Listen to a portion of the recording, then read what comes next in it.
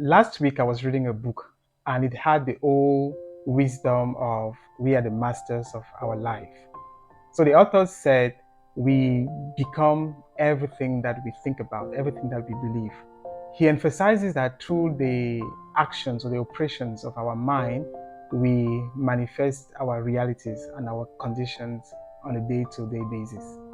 So my name is Narcis Kwame, and I am a John Maxwell leadership coach.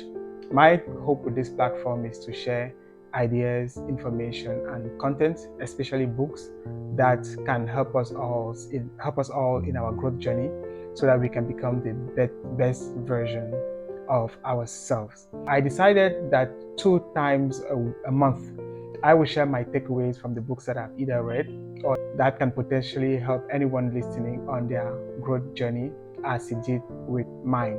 So if you want to be a part of this, press the subscribe button so that you can receive the videos when they are uploaded two times a month.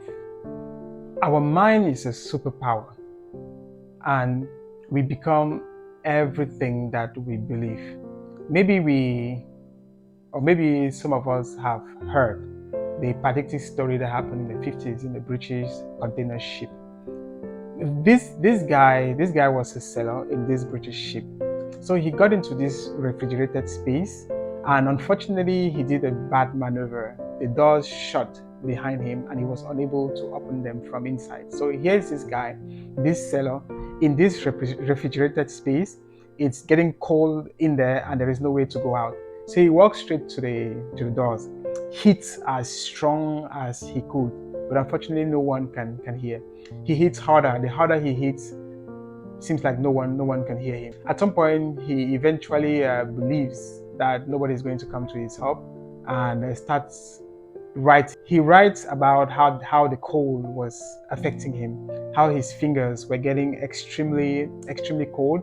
His metabolism was slowing down, his heartbeat, his breathing as well was being affected. He was so detailed that he explained that his whole body was transforming into a block of ice. So, in other words, he was seeing himself die. The other sailors went to the refrigerated space to check on him. As they opened the door, they found their colleague on the floor, and apparently he was dead of cold. The captain of that ship started checking what happened. Why did the doors locked? Why did the refrigerator? And he found out something shockingly amazing. The first thing he found out was that the thermometer of the refrigerated container was at 20 degrees. That was the first shock. The second shock was that the whole refrigerating apparatus was malfunctioning. It was damaged. The space where their colleague died was actually never cold, but he died of cold. The conclusion really here is his mind, because he was in that space, believed that that place was cold. So it manifested all the symptoms of coldness in that kind of space, and eventually it led to his demise, it led to his death. There is an interesting science and statistics, or even research behind that, in the book called The Biology of Belief, where the author also states that our mind, our thought, and our belief can influence, or not actually influences our biology. So it can have an impact on our cells, on our genes, and so on and so forth. Although this is a sad story with a sad ending, what this is really telling us is that um, through our mind, we have the ability to shape our lives. According to the author, in the life that we live on the planet Earth, there is no accident, there is no luck. It is just we reap in condition and circumstances the effect of our thought, our ideas, and our beliefs. So we need to pay a special attention to the kind of beliefs, the kind of things that we believe, the kind of thoughts that we entertain.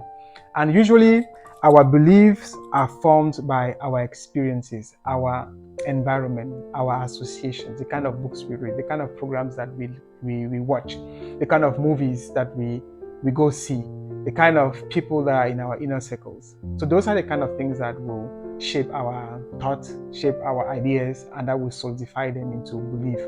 But the author warns us of something. Once those thought transition into core beliefs, into conviction, then there is nothing we can do about it. Our mind will use that as a seed, and like the womb of a woman, it will nurture it and then give birth to something that resembles the thought and the idea, the belief that we have served it. So we need to pay extra attention on the kind of thoughts and belief that we have, because they will ultimately become who we are. So his argument is there is no way your life will, on the outside, will represent something that is not on the inside. So on the outside, we are all what we are on the inside. One way of making our mind to work for us is to understand the distinction between the two working parts of the mind.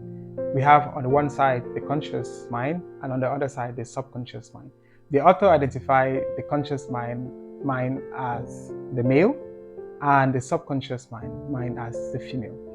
The two in fusion actually will give birth to an offspring that will be just like us.